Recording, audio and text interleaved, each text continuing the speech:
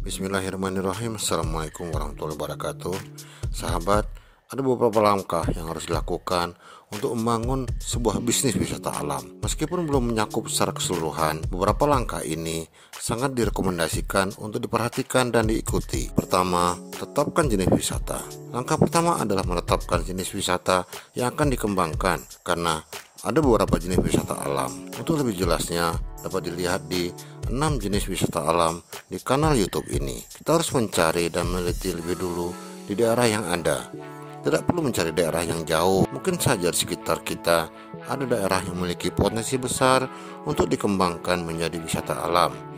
Tidak harus terpaku pada satu jenis wisata saja. Wisata panorama misalnya, mungkin saja di wilayah tersebut dapat mencakup beberapa jenis wisata alam sekaligus. Kombinasi wisata panorama dan wisata petualangan misalnya. Apalagi jika bisa dipadukan dengan wisata kuliner khas daerah setempat yang akan menjadikan wisata alam tersebut menjadi lebih lengkap dan lebih menarik. Kedua, tetapkan objek wisata. Langkah berikutnya adalah memilih dan menentukan beberapa objek wisata yang akan ditawarkan. Berbagai objek tersebut harus dapat memenuhi beberapa kriteria tertentu, seperti layak, memiliki keunikan dan daya tarik, serta memiliki tempat yang bagus untuk membuat dokumentasi foto dan video yang bisa menjadi promosi tersendiri jika diunggah ke media sosial wisatawan. Jika diperlukan, ada beberapa objek wisata tertentu yang sebaiknya harus dirancang dan ditata kembali supaya lebih menarik. Ketiga, sediakan fasilitas pendukung. Untuk keselamatan dan kenyamanan wisatawan, ada beberapa fasilitas pendukung harus disediakan. Pemandu wisata dan tenaga untuk keselamatan adalah hal yang wajib tersedia. Sedangkan untuk kenyamanan, dapat disediakan pondok-pondok kecil untuk beristirahat yang dirancang alami sesuai dengan kondisi sekitar. Ada juga dibuat semacam rumah pohon yang tentu akan lebih menarik. Harus ada juga fasilitas toilet. Selain itu, harus tersedia makanan, minuman, dan berbagai hal untuk memenuhi kebutuhan dan keinginan pengunjung. Souvenir misalnya, jika memungkinkan, ada pilihan makanan dan minuman khas daerah setempat yang akan menjadikan tempat wisata semakin unik. Keempat, tentukan jangka waktu wisata. Dari jenis wisata dan berbagai objek dan fasilitas yang tersedia, harus ditentukan jangka waktu wisata. Bisa dalam waktu setengah hari, 1 hari, atau bahkan lebih. Jika lebih dari 1 hari, harus ada fasilitas akomodasi, homestay misalnya, yang dapat memberdayakan masyarakat setempat. Bisa saja dirancang pilihan paket wisata dalam jangka waktu tertentu untuk jenis dan objek wisata pilihan yang sudah lengkap dengan pemandu wisata, konsumsi, souvenir, dan lain-lain. Yang kelima, rancang alur kunjungan. Tahap selanjutnya adalah merancang alur kunjungan yang disesuaikan dengan ketersediaan objek wisata, fasilitas pendukung, serta jangka waktu yang telah ditentukan. Rancangan ini harus rinci, mulai dari objek wisata yang pertama dikunjungi hingga yang terakhir. Buat alur yang urut dan menarik, dan perkirakan waktu kapan dan di mana wisatawan dapat beristirahat sehingga kunjungan wisata tidak terlalu melelahkan dan dapat lebih dinikmati, apalagi bila wisatawan ada yang membawa keluarga dan anak kecil. Keenam, buat kegiatan pelengkap. Supaya lebih menarik dan menyenangkan, buat berbagai kegiatan pelengkap seperti permainan di alam terbuka, kunjungan ke toko souvenir, menikmati acara budaya, dan lain-lain.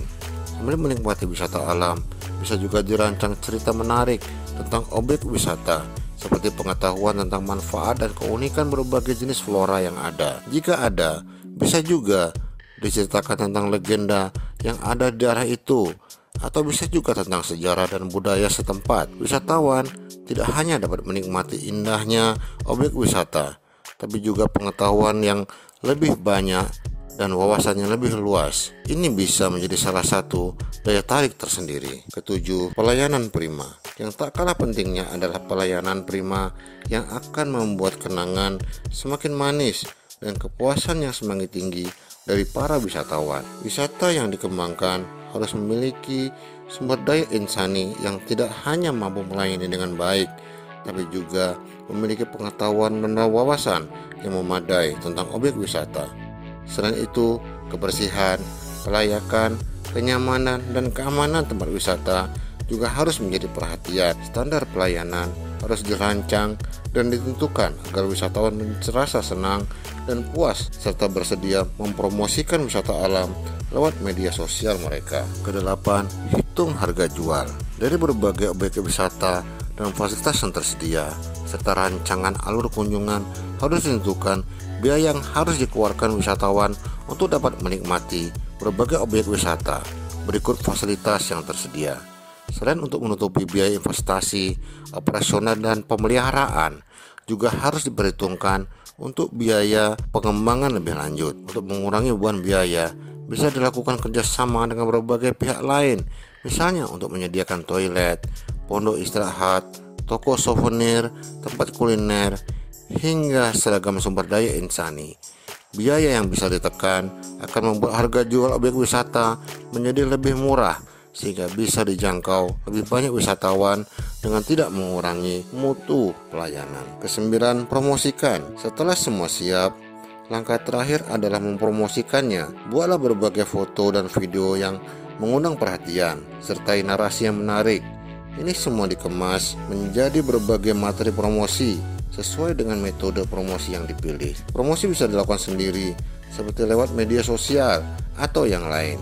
Selain itu, promosi bisa juga dilakukan bekerja sama dengan agen perjalanan, hotel, atau dengan yang lain. Sahabat, sebagai pemula, tidak harus merancang atau membayangkan sesuatu yang besar. Buatlah yang dengan jangkauan bisa dikerjakan, kemudian terus dikembangkan. Meski banyak alasan bisa dicari untuk tidak memulai, tapi sebenarnya banyak alasan kuat untuk memulai bisnis wisata. Lanjutkan dengan melihat video 6 jenis wisata alam dan berbagai materi lain di kanal YouTube ini. Jadilah pengusaha unggul. Semoga berhasil. Amin. Wassalamualaikum warahmatullahi wabarakatuh.